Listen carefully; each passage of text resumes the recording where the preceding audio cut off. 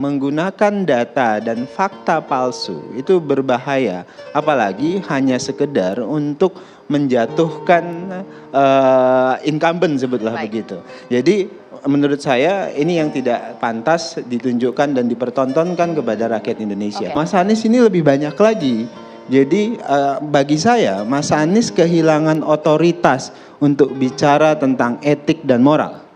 Pada hari ini juga beliau menunjukkan memang beliau sangat kehilangan otoritas etik dan moral, apalagi bicara itu.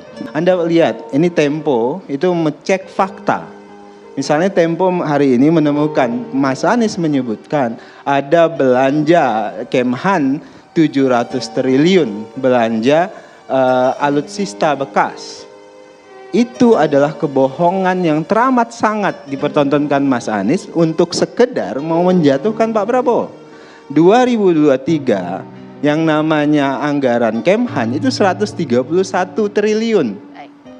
Yang dibelanjakan untuk alutsista itu ada sekitar 30 triliun. Dari mana data yang menyatakan 700 triliun dibelanjakan untuk alutsista bekas?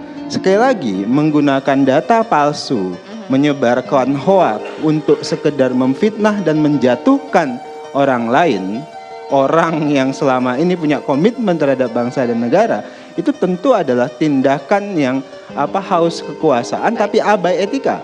Mas Anies secara terbuka menyatakan tidak ada yang rahasia dalam pertahanan. Itu pernyataan yang sangat berbahaya untuk Indonesia. Ada yang tidak rahasia, ada yang rahasia tentu. Dan Pak Prabowo tahu persis seperti disampaikan oleh Mas Sukamta dan Bang Andreas. Ada yang rahasia dan ada tidak. Pak Prabowo sejak awal menyatakan dalam diplomasi internasional yang harus kita tunjukkan di awal itu adalah advantage-nya kita. Kita kuat ekonomi, kita kuat pertahanan, kita kuat sosial budaya dan sebagainya. Ketika kita datang di arena diplomasi dengan kekuatan itu, maka kita akan disegani, maka kita akan dihormati.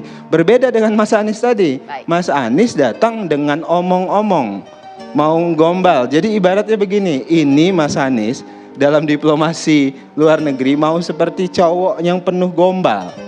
Jadi datang ke pacarnya atau calon istrinya dengan ngomong, saya akan mensejahterakan Anda, saya akan bikin ekonomi kita lebih baik, jangan khawatir deh, saya punya mobil. Ternyata dompetnya kosong, ternyata nggak punya kerjaan, jadi cuma gombal dan omong-omong. Nggak bisa begitu dalam diplomasi. Itu catatannya dari Bang Daniel ya.